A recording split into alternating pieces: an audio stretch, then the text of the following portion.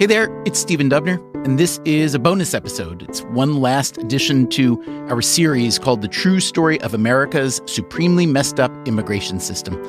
I learned a lot making this series, including how little most of us know about immigration. One of the main voices in those episodes was Zeke Hernandez, a business professor at the University of Pennsylvania's Wharton School.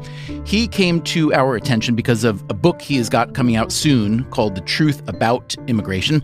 The book includes a quiz, and we thought it might be interesting to have some Freakonomics Radio listeners take this quiz.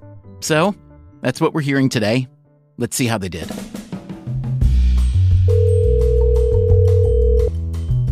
Hello. Hi, this is Jacob. Jacob, hey, this is Stephen Dubner. How are you? Good, Stephen. How are you doing, man? I'm doing great, thank you. I'm here with Zeke Hernandez, who's a business professor at Wharton. Hey, Jacob. How are you? Good, man. Now, Jacob, tell us your last name and how old you are. Sobolski, and I'm 30 years old. Where do you live and what do you do? I'm a United States Marine Corps officer. I live in Wilmington, North Carolina, and I work as a combat engineer officer on Camp Lejeune, North Carolina. Now, Jacob, would you consider yourself an expert on immigration to the U.S. by any chance? No, sir, not really. I am from Texas originally, but no. Have you lived outside the U.S., whether on Marine Corps duty or otherwise? Yes, sir. I lived in Japan, Okinawa, Japan, for 4 years.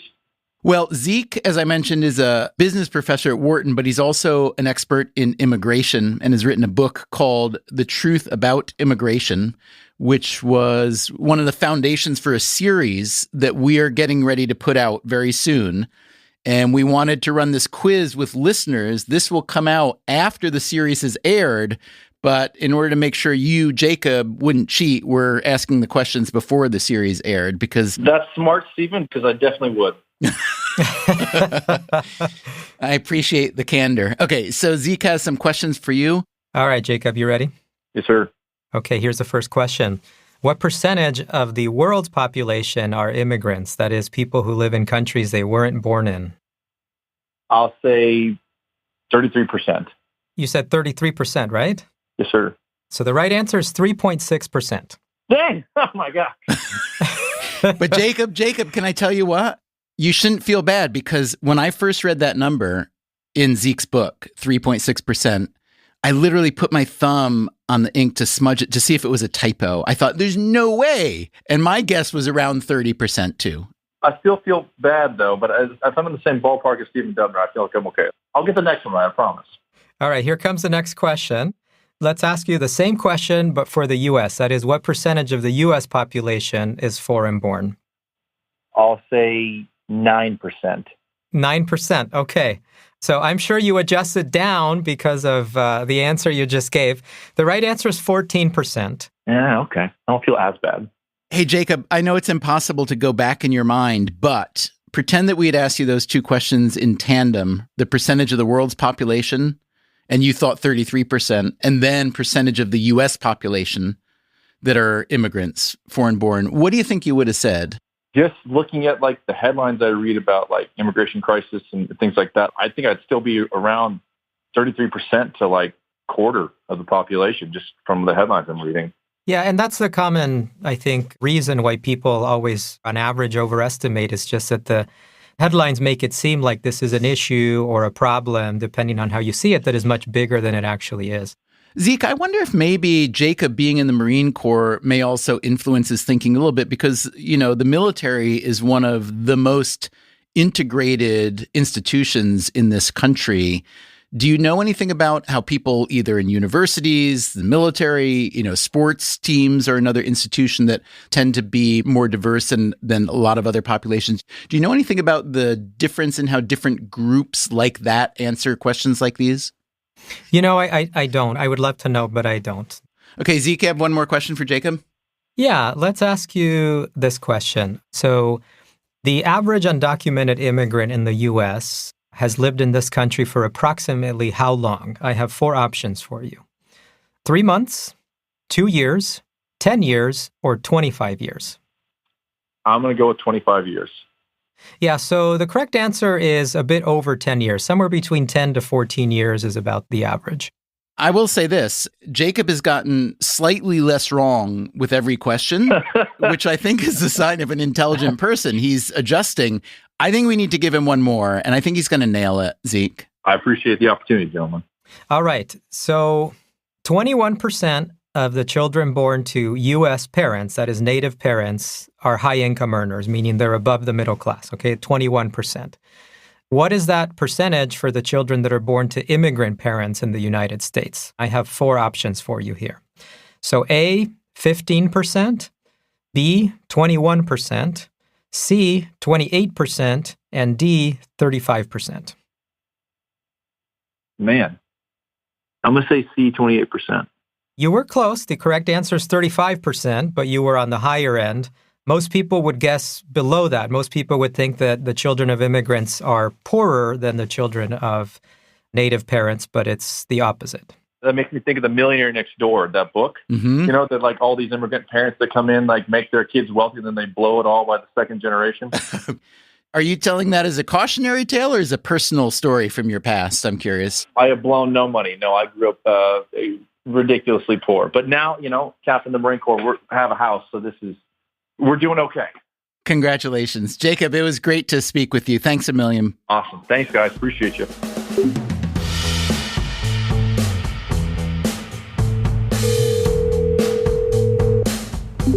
Hi, this is Steven. Can you hear me? Hi, I can. What's your name? Lindsay Priggy, and I'm here with my husband, Brian. Hi, Brian. So Lindsay and Brian, is Brian going to take the quiz as well? Yes. I want a prediction right now. Who do you think will do better, Lindsay, you or Brian? Ooh, can I get a hint about what the topic is? Nope. I'm going to say me, only because he had no idea I put his name on the list. Nice. Okay. Where do you live and what do you do? We live in the suburbs of Chicago. He works in health tech, and I primarily am at home with our kids. Would either of you consider yourself an expert on immigration to the United States? No. Excellent. Lindsay and Brian, I'd like you to meet Zeke Hernandez. Zeke has written a forthcoming book called The Truth About Immigration, and he is going to quiz you on some immigration facts and statistics. Does that sound okay? Okay. All right, Lindsay, here it goes. As of 2021, about 8% of Americans lived in poverty. What percentage of immigrants lived in poverty in the United States? Ooh, I would say significantly greater than 8%. Maybe 45? Turns out the correct answer is 13%. So you were right that it's higher than 8%, but you significantly overestimated.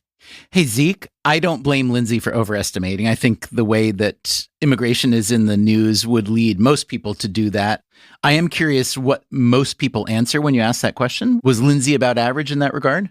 I would say that's still a bit high. So you're saying Lindsay is slightly more wrong than even the average person? In this particular case, yes, I'm sure that that's not true for all aspects of her life. All right, Lindsay, do you want to put Brian on and we'll see how wrong he can be on the next one? Sure, he can take the next one.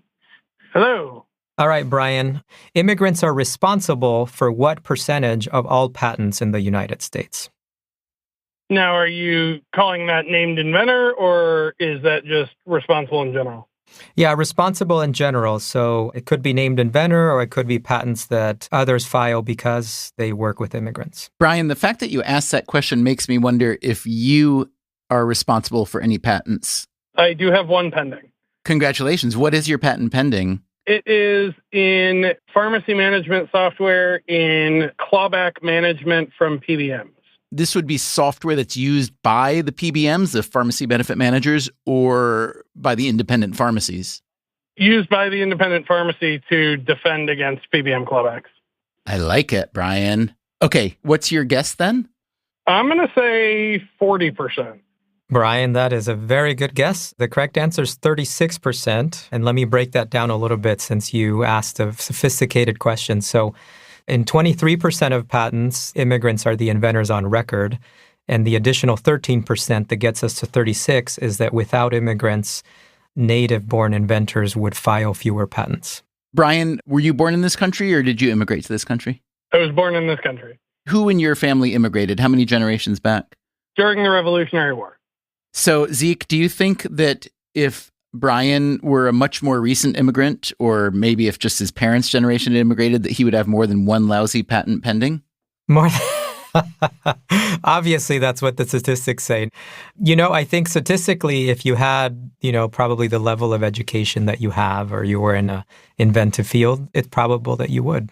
Hey, Brian, I am just curious. You gave us either a remarkably good guess, or you kind of had a good feel for this, or you just figured out what was about right. Which of those is most true? It was a guess based on working in tech and knowing the number of H-1B visas that are issued and figuring there was probably a correlation there. Okay, so Brian, you did better than your wife, at least on the first question, but I think we need to have another round. So would you put Lindsay back on, please? Yep. All right. All right, Lindsay, you witnessed that, I know. Yes. You have a little bit of a hole to dig out of, but I know you can. So Zeke, let's have another question for Lindsay. All right, Lindsay. So on any given year, the U.S. gives a lot of green cards. What percentage of those green cards or permanent resident cards go to immigrants that are here to reunite with their families, that is family-based immigrants? And that would be as opposed to employment-based, humanitarian, or other kinds of green cards. I'm looking specifically for what percentage goes to family-based migrants. For family-based, I would probably say that it is easier to come in if you have somebody that is here and can sponsor you. So, oh man, I'm going to go half, 50-50. 50-50? It's a pretty good guess. The right answer is 2/3, 66% go to family-based migrants. But your reasoning is very good reasoning. It's not uncommon that people underestimate that number, because I think the average person thinks that the U.S. gives a lot more work-related green cards than it actually does. But our law very, very strongly favors family reunification since 1965. And so we don't have as big of a employment-based program as other countries do. So, Lindsay, you definitely did a lot better on question number 2 than question number 1. We need to put Brian back on and see if we can equilibrate here. He's either going to emerge as the total family champion, or you will have pulled him down from the pedestal. It'll give us something to discuss over our anniversary dinner this evening. Congratulations. Congratulations. Thank you. What number? 13. What is the material for 13? It's probably like a funhouse mirror or something terrible. Oh, man. I don't actually know. Oh, I'll tell you. It's lace. Oh. Does that give you any ideas? Maybe you should have looked that one up, dear. Have you received a gift yet? We like to gift each other more the gift of time. And so we made time for each other tonight, and we're going to go be childless and grab a bite to eat. I expect Brian to be wearing lace. That's all I'm saying. All right, let's get one more question for Brian. Zeke, please. All right, Brian, here we go. So about 100 years ago, most immigrants into the U.S. came from Europe, especially Southern and Eastern Europe. Today, most of them come from Latin America and Asia. So here's a question. Today's immigrants, are they assimilating at a slower rate, at a faster rate, or at the same rate as immigrants from 100 years ago? I'm going to say that this is where the rosy painting of history would lead me to say slower, but I think the answer is actually that they are assimilating faster than 100 years ago. It turns out the answer is actually at the same rate. And that means that when you look at the rate at which immigrants, in terms of their income, catch up with native workers, or the rate at which they adopt cultural values, and there's various ways to measure that, the rate is the same today as it ever was. But Brian, I'm really curious about the way that you gave your answer and the way you thought it through. Can you just talk a little bit more about your impression of the history of U.S. immigration 100 years ago? Yeah, so I think there's a whole lot fewer places where you would see a large concentration of immigrants from the same place. If you look at Chicago, there was a high population of Polish immigrants. South Boston had a high population of Irish immigrants. I just don't see those sort of centers of immigration like you would have years ago. Zeke, is that the case, or is Brian just not seeing these newer centers of immigrant populations? I don't know that we have great measures to compare exactly. What we do know is that both in the past as today, immigrants often enter and settle into ethnic enclaves. So think of a Chinese immigrant settling near Chinatown. And within about 20 years, you find them in neighborhoods that have half the ethnic concentration as they did when they arrived. There's reasons why people settle in ethnic enclaves to begin with. And it's not just because they want to be around people who might speak the same language. It's also because they tend to be cheaper. And as they move up the income ladder, they can afford to move to, say, a slightly more expensive suburb or buy their first home. And then by the second generation, the children are well integrated. Right. Brian and Lindsay, thank you both so much. And I hope you have a great anniversary dinner. Thanks for joining us. And we'll send you some Freakonomics Radio stuff, okay? You're welcome. Thank you for having us. Cheers. Bye. We will have more of our immigration quiz right after this break. I'm Stephen Dubner. This is Freakonomics Radio.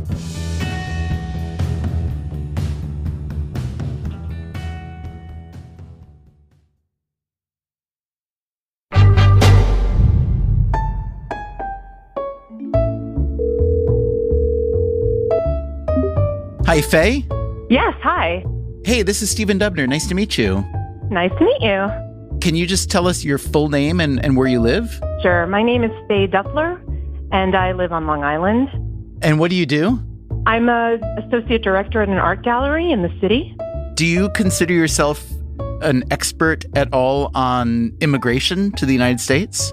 Not at all. Perfect. Okay, perfect for our quiz. So we've got on the other line Zeke Hernandez, who's a business professor at the Wharton School at Penn, and he's the author of a forthcoming book called The Truth About Immigration.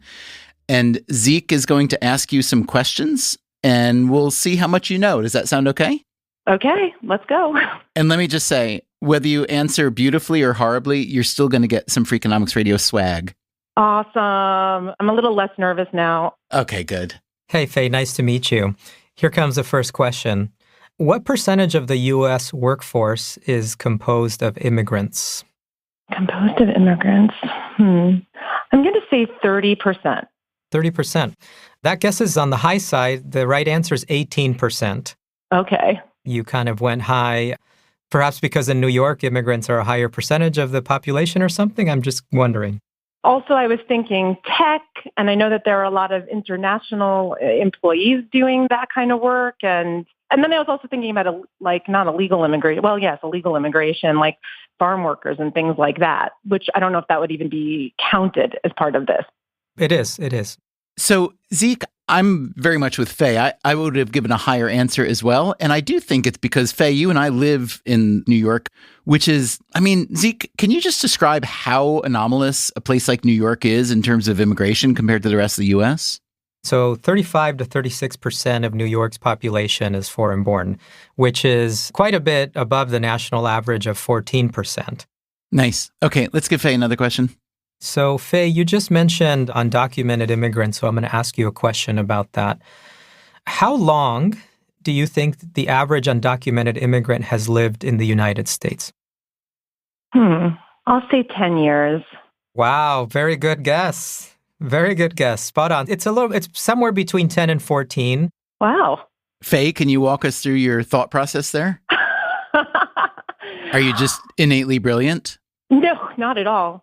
What my thought process was, when I think about people I know who have used undocumented workers, not me, but nannies or people who work landscaping or construction, they're here for a while. It's not like they come and go. And maybe it would be different if it was, picking fruits and vegetables. I don't know that landscape at all. But, I know that people have jobs and stay here and do those jobs for a very long time. And it's not easy to get home. So they often stay here, obviously, because they can't go back and forth. Good reasoning. Okay, Zeke, one more question for Faye. So the average native-born American receives about $8,000 in welfare benefits. What is that number for immigrants in your estimation? I bet it's low. I bet it's Why do you think it's low? Because now this might be falling into some sort of stereotype, but I think of immigrants as extremely hardworking. Is that reckoning based to some degree on having seen Hamilton, I have to ask? No, it's because, it's like anecdotal, like chatter that people say. And some of it's not always from the kind of people, like I don't necessarily want to, there's a lot of racism, but there are people who will say, there are certain kinds of people that work really well in kitchens because they work really hard because they have nothing. They're hungry, not hungry, literally hungry, but they're like, hungry to work. They care, versus other people who are lazy. And so like, this is the kind of thing that sort of gets stuck in my consciousness. And whether it's true or not, I don't know. But I think anyone who comes to this country to make it, I think of them as being hardworking. So I would think that they probably, even if they had to go, on assistance, it wouldn't be for very long. I don't exactly know, but I'll say $3,000. So, very good reasoning. The number 6,000, so it's a little bit higher than you thought. The number would be much lower for undocumented immigrants because, for one, they're not eligible for many benefits. But directionally, Faye's answer was right. And her reasoning, Zeke, I thought was really good. Faye, I'm just curious, when you form an opinion or an assessment of a given situation like you just did, and you put a number on it, I'm curious what you think are the sources for that assessment. In other words, would it be mostly personal experience and observation or anecdote, or would it be from consuming media and so on? Oh, boy. I mean, who's to say? It's so hard to figure out where the streams are coming from, but it's true. Maybe all of these things. I don't know. I know that there are people who can be, this is terrible, but it can be abusive to undocumented workers that work for them because, they have the leverage. But also, it's just there is this theory that, people who are immigrants just work really hard to get where they are. Now, that also could be because, my family was an immigrant at one point, and I know, how they suffered and what they had to do. And a lot of people I know, I'm Jewish. So it's like, the stories of those people and what they did when they came here and how, they didn't want to be seen as dependents. They wanted to be independent. I guess that's probably part of it too. Faye, thank you so much. It was great to speak with you. And thanks for listening to the show. Thank you. I love the show. I'm so excited that you called. And I got a chance to play this quiz and learn a lot too. So thanks. Let me ask you one last question, Zeke. You know a lot about immigration to the U.S. You are an immigrant to the U.S. We told your story in our radio series. I'm curious whether these conversations today with listeners taught you anything or informed the way you may think further about studying immigration. That's a good question. Thanks for asking me that. I think that they taught me that I need to not just understand what people think, but why they think what they think. And I think that they also taught me that I need to understand people's backgrounds more, because as we interacted with the listeners and you asked, well, what do you do? Or they revealed things about their parents or their family experience or where they work, that was also very revealing. I think I need to do a lot more than that, more than just focus on facts. As a professor, as a researcher, I'm in love with facts and figures and evidence, and I think rightly so, but perhaps I'm not enough in love with how we get there. I'm in love with the scientific method, but perhaps I'm not in love enough with trying to understand how different people from different walks of life reason through these issues. That's a really interesting answer, and it makes me think back to an answer you gave in one of the episodes in our series when I asked you whether your immigrant experience has influenced the way that you think about immigration. And you basically said, well, it's inevitable that everyone's experience will inform them to some degree, but that you have worked incredibly hard to be disinterested and dispassionate about your pursuit of the data. It sounds like you are not backing away from that, but adding something to that now, which is that as much as data and empirical thinking can do, that people are people, and it's really hard to understand people often, but extremely important to do so. Absolutely. Yeah, I think I need to go and in my own way reflect and think about how I need to incorporate that. Because when I reflect on my own experience, even though I am an immigrant, I didn't want to emigrate because I had negative stereotypes about immigrants. When I came here to the U.S., I made a very sharp distinction between me as a educated immigrant who was coming here on a student visa and, all those other immigrants that I thought, I wasn't like, who perhaps don't come here for education or might cross the border without authorization. But as I started interacting with undocumented immigrants in the U.S. for a variety of reasons, whether it's my barber, who I tell a long story about him in the book, or others through, church, family experiences, community, I started realizing it's just much more complicated. I had a very simplistic understanding of who these people are, why they made the decision to cross the border illegally. And so that led me to go to the data and think, okay, what are these immigrants doing? Who are they? And why do we have such a permanent population of undocumented immigrants? And so I guess this is my very long way to say that my own journey required decomposing the why of how I think about this topic. And so perhaps I've underestimated the need to do that myself with others and be more patient with them. That, again, was Zeke Hernandez. Thanks to him and everyone who took Zeke's quiz today. And this concludes our series, The True Story of America's Supremely Messed Up Immigration System. Freakonomics Radio is produced by Stitcher and Renbud Radio. You can find our entire archive on any podcast app, also at Freakonomics.com, where we publish transcripts and show notes. This episode was produced by Alina Kuhlman and Zach Lipinski. Our staff also includes Augusta Chapman, Eleanor Osborne, Elsa Hernandez, Gabriel Roth, Greg Rippin, Jasmine Klinger, Jeremy Johnston, Julie Canfer, Lyric Bowditch, Morgan Levy, Neil Carruth, Rebecca Lee Douglas, and Sarah Lilly. Our theme song is Mr. Fortune by the Hitchhikers. All the other music was composed by Luis Guerra. As always, thank you for listening.